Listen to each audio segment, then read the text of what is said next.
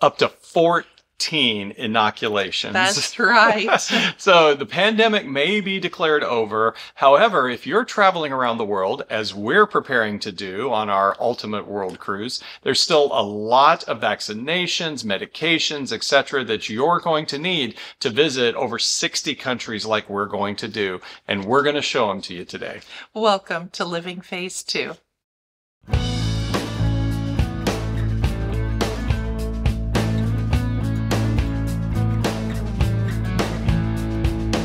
Hi, I'm Mike. And I'm Nancy, and we're empty nesters striving to live life to the fullest. Our goal is to give you the best hints, tips, and tricks so you can live your best Phase 2 empty nest life. That's right. That's right. Well, today, as we mentioned in the opening, we're going to talk about vaccinations. We're going to talk about world travel and all those medications and preparations that you have to do and what we went through. In fact, we're going to show you a lot of the jabs and pokes that we got to get ready for this and all the different things that we went over. Now, that said, we want to make sure that we're very clear up front. The going through the times of COVID has caused a lot of concern, a lot of issues, a lot of questions around vaccinations, and those are discussions honestly to be had elsewhere. We're going to show you what we did to get ready and our experience to get ready for our international travel, what was recommended to us by the health department, by travel professionals and doctors. And that's what we're going to show you today. This is not the place for a vaccination debate. You can have that someplace else. So let's stick to world travel. So as a disclaimer, friends, we are not medical professionals providing advice here. That is strictly between you and your doctor. And that is where everything needs to begin, really, is with you and your doctor. Here in Michigan, the state health department keeps very good records of our vaccinations. And so they are able to look back for many years. They don't look back to us as children.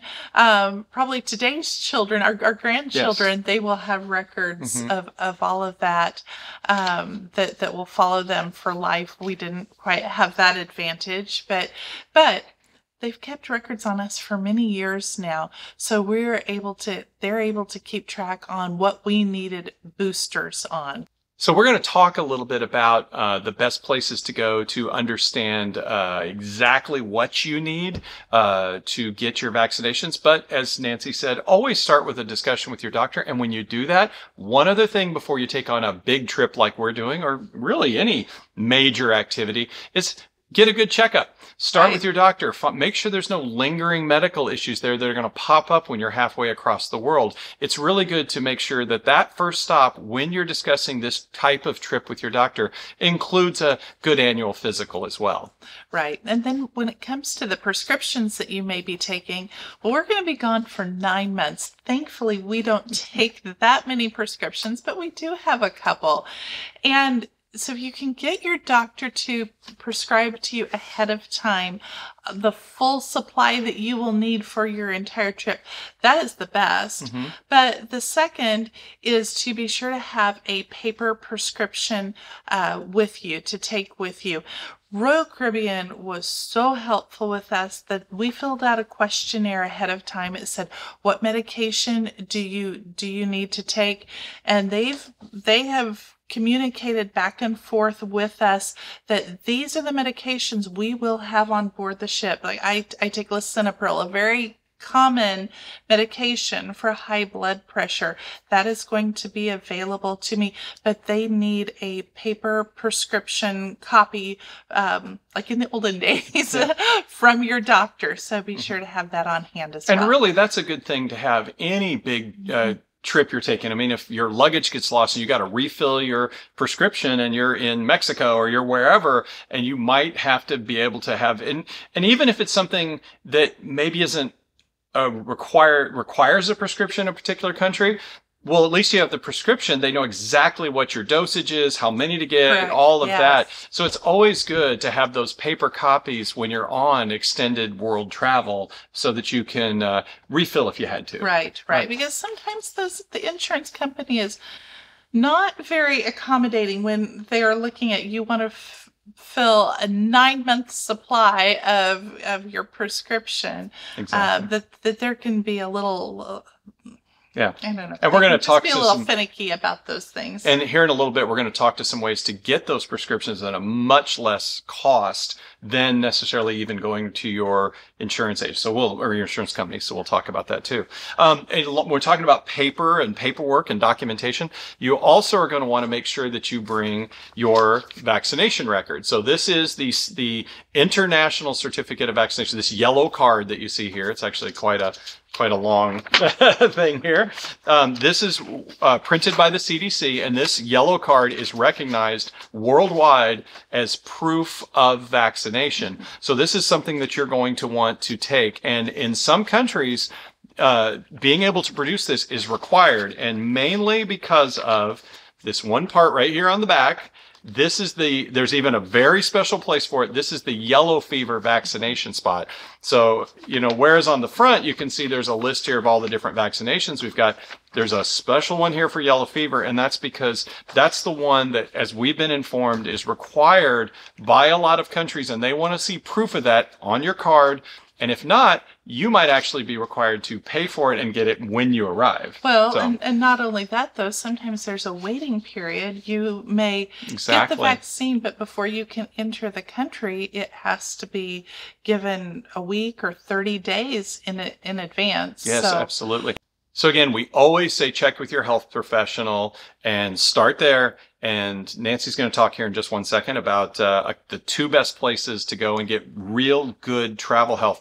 The other one, other than yellow fever, we talked about is the good old COVID vaccine. Yes, those may not be required for a lot of places you're going, but if you're going on extended international travel, it may be required in some places. So check with your health professional on that. And again, you've got to have that documentation when you go. So Nancy, tell us about beyond your primary care doctor. Right. So there are two really helpful places, at least here in Michigan, and I'm sure wherever you're located, you're going to find at least one of these. Mm-hmm. But our county health department has a phenomenal travel health department inside of it. And we went there. It's going to be less expensive than the second place I'm going to talk about. Mm-hmm.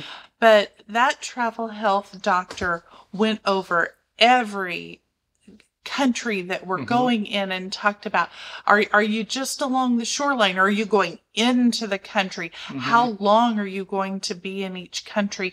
Because that helped to determine to them what vaccinations we needed and which ones that we didn't. Right. And so here's the folder that we received. This is from our health department.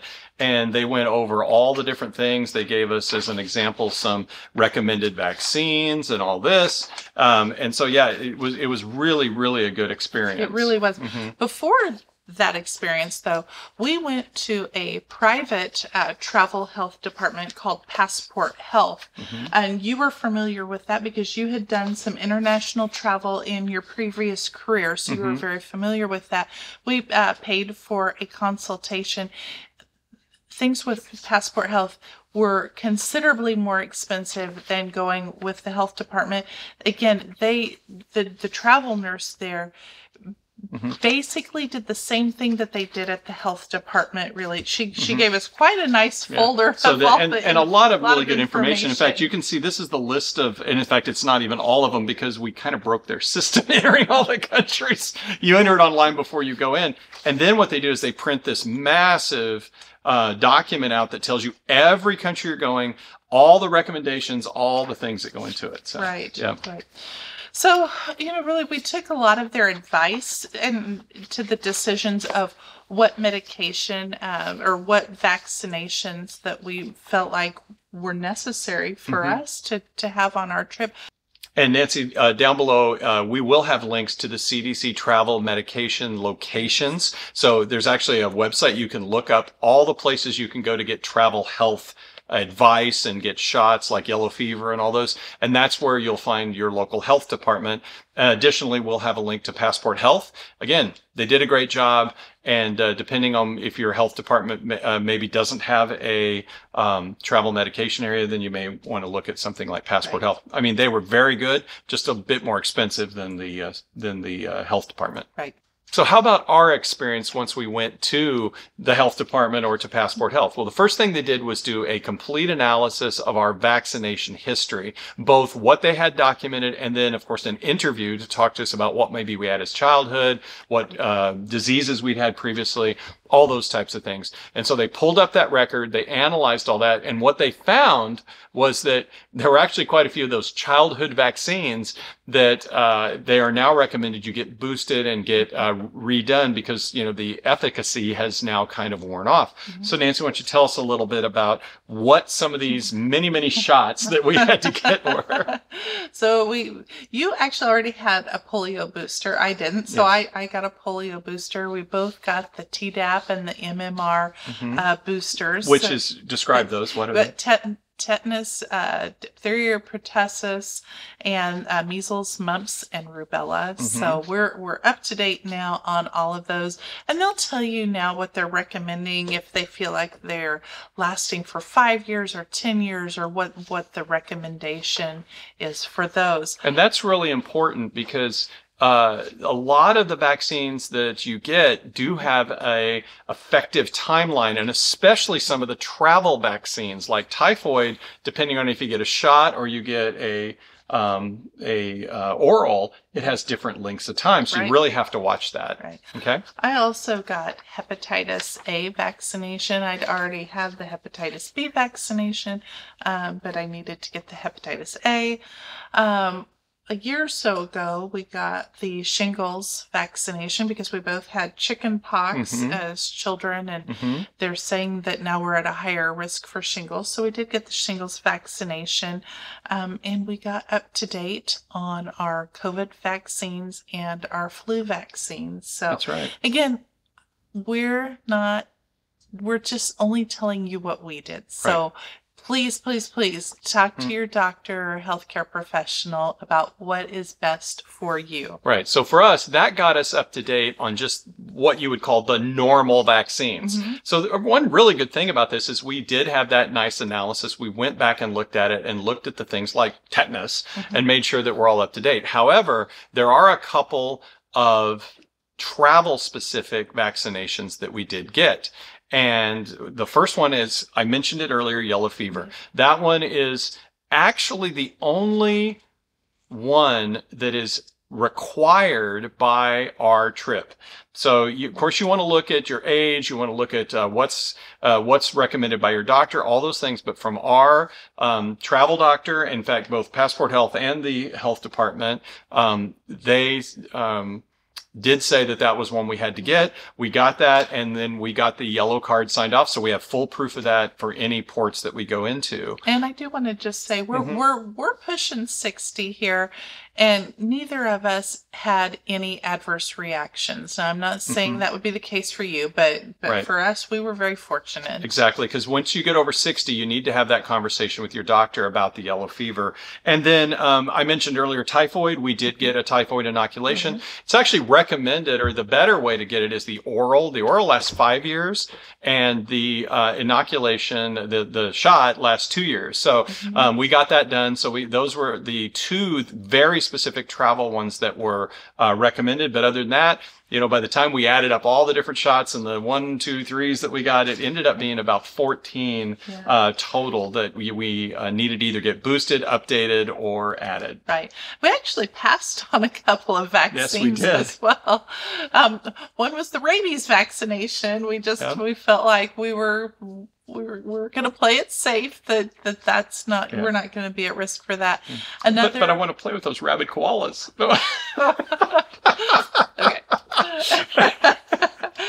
And moving right along. The second one that we passed on was Japanese encephalitis that, you know, if we were going to be there for a long period of time and in areas, and the health department can tell what areas are heavily populated that have Japanese encephalitis, and we were not going to be in those areas. And it's even beyond just going to those areas. It's how long are you going to be in those areas. Right. That makes a big difference too. We're going to talk about that when it gets to malaria, some things like that. But yeah, it's how long you're going to be there, where are you going, and they do that analysis. In addition to vaccinations, there's also some prescription medications that we're going to take along that we feel like will be very beneficial on our world cruise. And before we get into that, though, I'd like to invite you to like, subscribe, and turn on those notifications because, friends, we truly appreciate you being here. And there's going to be a lot of our World Cruise Adventures videos coming out, so we hope you'll follow along as we go around the world. Thank you very much. Yes. So the first medication we're going to talk about is malaria prevention. This is obviously very serious. You never want to get malaria. And the first one is Malarone, and there is that's the brand name of it. To be honest, I'm not even going to try to pronounce the generic or the base name of it because it's pretty long. But it's known everywhere as Malarone. And the important thing about Malarone, though, to prevent malaria is you must take it per the directions.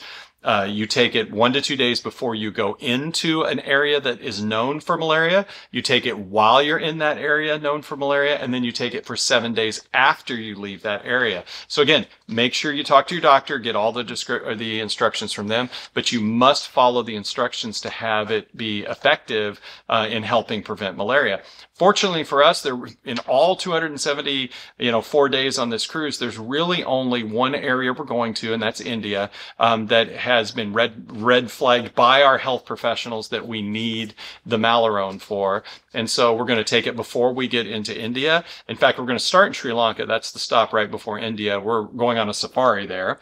And we're going to be kind of in the jungle. And even though it's not highlighted for malaria, we're going to start it there.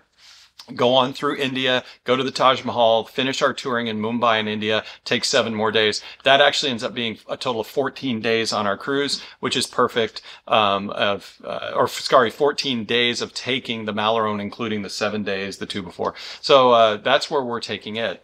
The next one that we're going to be taking is for altitude sickness. We're going to take acetazolamide. The generic name for that is Diamox. And we're going to Machu Picchu. We have lived in the Albuquerque, New Mexico area, and so we've been up in mountains that are pretty high altitude. The Sandia Mountains are almost 11,000 feet there. We've never had any issues with altitude sickness. However, being at sea level for long periods of time, we're just not going to take any chances. And I don't want to feel the effects of altitude sickness. So whether we need to take that medication or not really remains to be seen. But we're going to be protected. It's a nice case. And so having those are the two preventive prescription medications. We're going to get into some other ones that we're bringing along that you can get over the counter.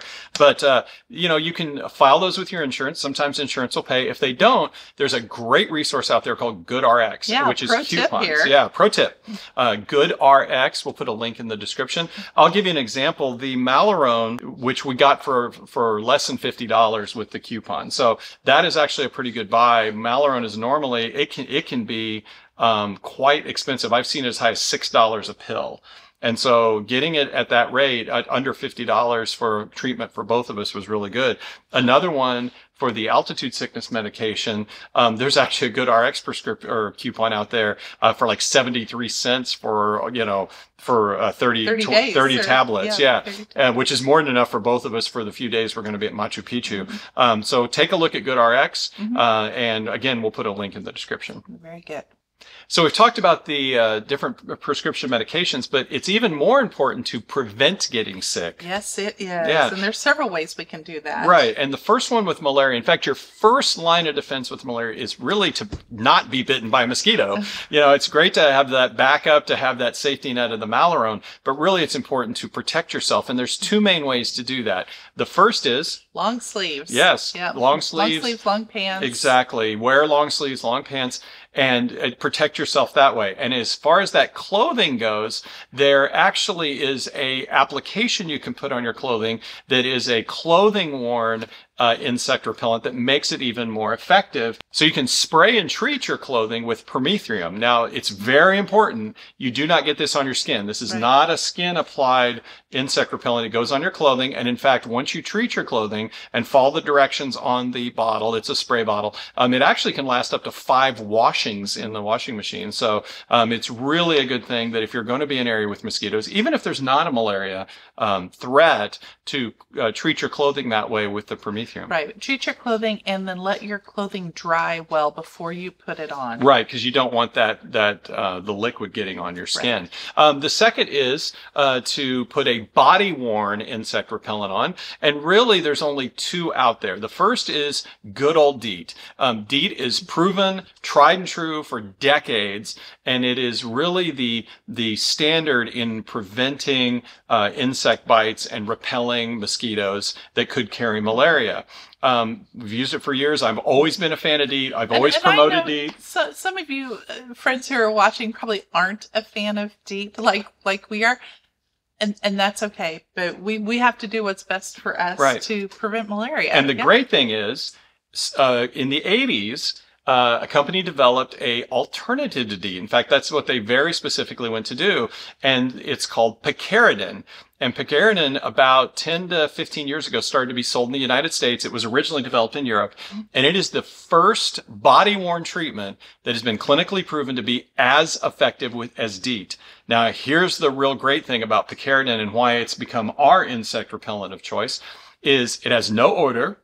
And it also has no sticky feeling. Once you put it on, you don't feel it. So that's why it's become our preferred product. I've been using it now for a couple of years in Michigan. As you can imagine up here with all the lakes and everything, we have a lot of mosquitoes, and it's been extremely effective, and we're very happy with it. Happens to be we like a product called Ranger Ready. They're not a sponsor or anything like that. It's just we found their products to be affordable and very effective. We'll put a link to Ranger Ready products in the description as well. So if you haven't tried picaridin, give it a try. It's wonderful to have insect repellent on and not smell and not be sticky. That's right.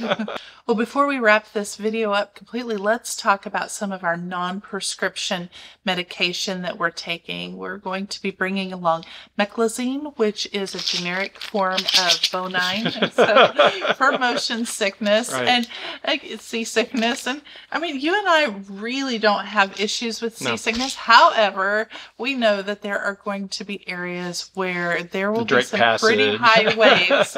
Yep. So we just want to be prepared. We got that off of Amazon, and it was 300 tablets for $13. Yeah. So it really was quite an affordable preventative. It's crazy. Good insurance policy to have that with us. Absolutely. The generic version of Meclizine is so inexpensive versus and it's exactly the same concentration ingredient that goes into Bonine. And you pay $13 for one box of Bonine. Right. Yeah. Right. So, and we'll put a link in the description. Yes. Sounds good. And we are really taking along quite our own little pharmacy of over-the-counter medications. We do have a video of our first aid and over-the-counter medications that we take, but yeah, many items, we want to be prepared for whatever sickness that may befall upon us. We want to be able to get over it quickly and easily and not suffer the effects of whatever it may be, especially diarrhea. If, we get into something or have some water that doesn't really set well with us. Yeah. So tip to tail, right? Tip to tail is a good way to put it. But exactly. We got ibuprofen and acetaminophen for the head, and that's right. We'll put a link to the video with the prescription the non-prescription medications that we're taking and the medical kit we normally travel with. It just happens we're bringing more of each thing that's in there. Yeah. And once again, friends, please consult your doctor or healthcare professional regarding if you have any questions over anything that we have discussed here that have brought up things in your mind that maybe you need to look into. Check with your healthcare professional first. All right. Well, thanks again for watching. We've got many more videos coming up, and we'll see you again soon. Take care. Bye-bye now. Bye-bye now. Thanks.